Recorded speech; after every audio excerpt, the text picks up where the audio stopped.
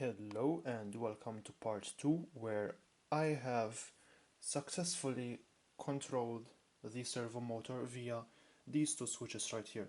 So this switch makes the turret move in this direction, the other switch makes it go the other direction. Obviously this red switch right now will not work, as it's already the max distance.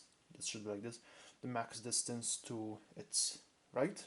But if we press the yellow switch and press and hold, it will slowly start moving to the left until it reaches its maximum. We press the red button, press and hold. If we let go, it will stop. So you can set it at any angle. Ignore the finicking. You can put it at any angle you want. Well, until it reaches 180 degrees. But that's about it.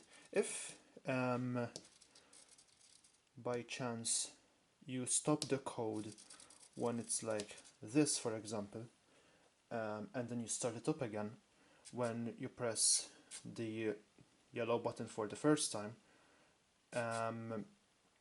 it will go back to 1, so it will move the amount of degrees left to go to 1 again, because that is how it is code. Like it is reset. Like when the code starts, it will be at position 1.